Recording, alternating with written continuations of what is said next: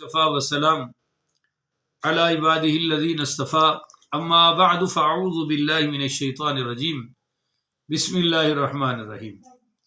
معزز سامعین و ناظرین، آج 7 مارچ بروز منگل 2023 ہے، اور یہ آپ کو پتہ ہے کہ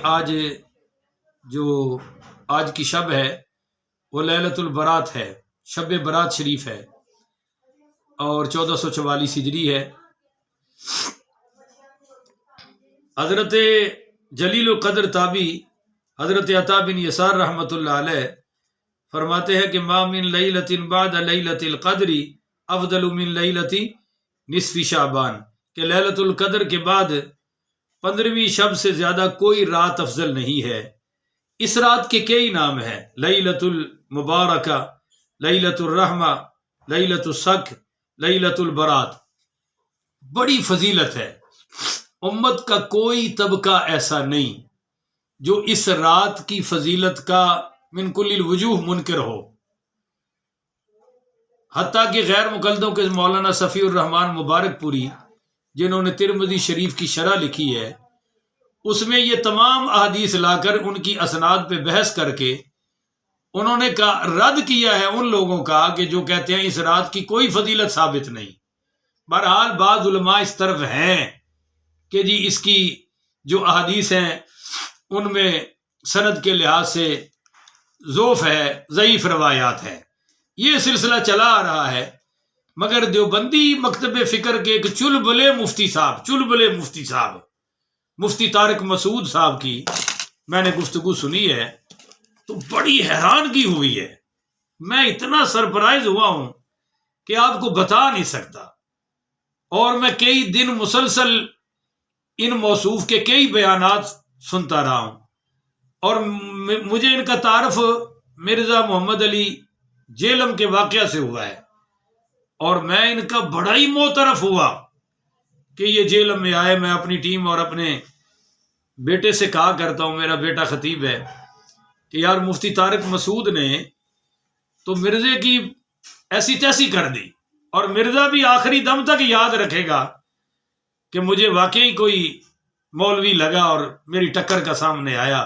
وہ موصوف تھے، اور باقاعدہ ان کی تعریف اور شان میں نے ایک کلپ ریکارڈ کروایا جو کہ میرے چینل سید سیف اللہ قادری میں موجود ہے یوٹیوب پر۔ میں نے کہا کہ بھئی مفتی صاحب نے کمال کر دیا وغیرہ وغیرہ، مگر یہ اس کے بعد میں نے ان کے بیانات سننے شروع کر دیے تو یہ تو عجائب اور غرائب کا مجموعہ ہے موصوف۔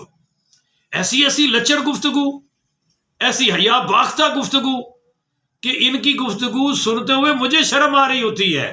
اتنے گندے لطیفے، کسی وقت تو لگتا ہے کہ کسی سٹیج کے اداکار ہیں۔ کیا یہ علماء کی شان ہے؟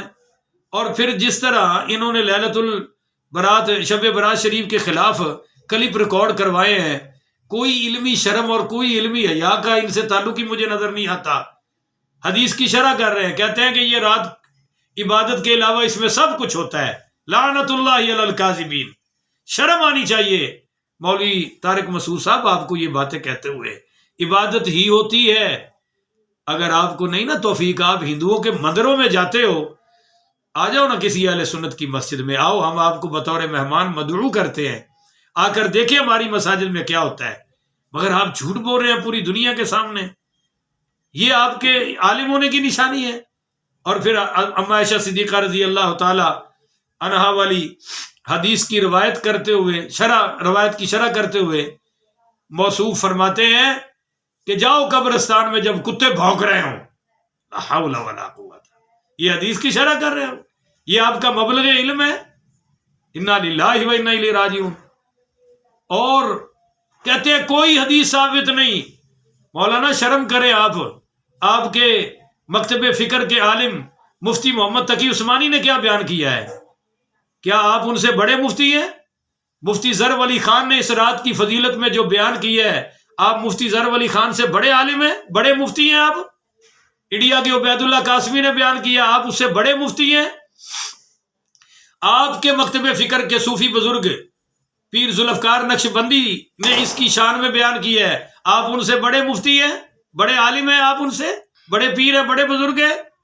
مگر نہ جانے آپ میں اس قدر بے ادبی اور حیا باختہ رویہ کیوں چھایا ہوا ہے، کیوں سمایا ہوا ہے۔ آپ کے ہی ایک مکتب فکر کے عالم دین مولانا نعیم الدین صاحب جو استاد ہے جامعہ مدنیہ کریم پارک لاہور میں، یہ میرے ہاتھ میں ان کی کتاب ہے، ان کا آپ کو ایک اقتباس پڑھ کے صفحہ 35 پر سنانے لگا ہوں، شاید آپ کو تھوڑی سی شرم آ جائے۔ یہ مولانا نعیم الدین صاحب لکھتے ہیں کہ یہ شعبان کی 15ویں شب ہوتی ہے، احادیث مبارکہ میں اس شب کی بڑی فضیلت اور خصوصیات ذکر کی گئی ہے۔ پہلے ہم تفصیل سے وہ احادیث ذکر کرتے ہیں، اس کے بعد جو احکام و مسائل ان احادیث سے مستنبط ہوتے ہیں وہ ذکر کیے جائیں گے۔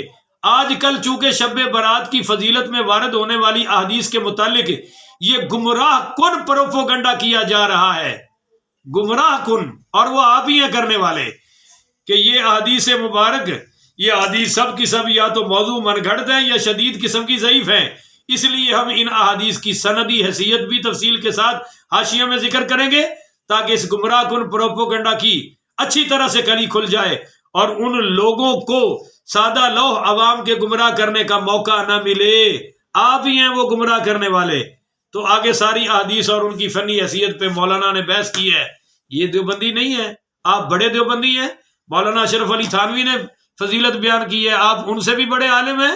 مولانا کچھ خیال کریں آپ اپنے منصب کا۔ عبد الواحد قریشی صاحب نے آپ کے بارے میں ٹھیک کہا تھا کہ آپ لڑکیوں اور لڑکوں کو آپس میں وہ پٹانے شٹانے کے طریقے بتانے کے مفتی ہیں، اور اصل میں آپ کا موضوع بھی یہی ہے۔ میں نے آپ کے کالجوں اور یونیورسٹیوں میں بیان سنی ہے، اتنی لچر گفتگو جو آپ کالج اور یونیورسٹی کی لڑکیوں کو مشورے دیتے ہیں شادی کرنے کے اور یہ آپس میں ریلیشن شپ اور لیونگ ریلیشن کے بارے میں، کیا آپ اپنی بہنوں کو بھی یہ مشورہ دیتے ہیں؟ آپ اپنی بیٹیوں کو بھی یہی مشورہ دیتے ہیں؟ آپ بزرگ عالم ہیں، کیا آپ اپنی بھانجیوں کو بھی یہ مشورہ دینا گوارا کریں گے؟ یہ آپ کا جامعۃ الرشید کا معیار ہے؟ آپ جیسے مفتی کو رکھا ہوا ہے وہاں فتویٰ دینے کے لیے، ہر قسم کی لچر گفتگو، اور آپ گفتگو کرتے ہیں ابے تبے استعمال کرتے ہیں۔ میں نے ایک لڑکے سے پوچھا یہ ابے تبے کیا ہوتا ہے؟ انہوں نے کہا جی لگتا ہے کہ مولانا چلبلے صاحب انڈیا کی فلمیں دیکھتے ہیں، یہ لینگویج وہاں یوز ہوتی ہے اور آپ ممبر رسول پہ بیٹھ کے کر رہے ہوتے ہیں۔ باقی تو آپ کے کراچی کے کوئی عالم دین ابے تبے کے الفاظ استعمال نہیں کرتا۔ تو لگتا ہے کہ آپ کے اندر اداکار بہت ہے۔ پچھلے دن ایک انٹرویو بتا رہے تھی جی اب تو میں کسی کا فون ہی نہیں سنتا۔ آپ جیسوں کو فون کرنا بھی انسانیت کی توہین ہے۔ آپ کون ہوتے ہیں کسی کا نہ سننے والے؟ آپ کے اندر ایک چھپا ہوا متکبر انسان ہے، وہ جس کو بھی شہرت ملتی ہے وہ اپنی اوقات بھول جاتا ہے۔ مولانا اللہ کی لاٹھی بڑی بے آواز ہے، آپ جیسوں کو تنہائی میں روتے ہوئے بھی دیکھا ہے۔ ہٹو بچوں کے شور سے کہیں غلطی میں مبتلا مت ہو جائیے گا۔ اللہ تعالیٰ آپ کو مرنے سے پہلے توبہ کی توفیق عطا فرمائے، آپ کو ہدایت عطا فرمائے، آمین۔ آخر ودعوانا الحمدللہ رب العالمین۔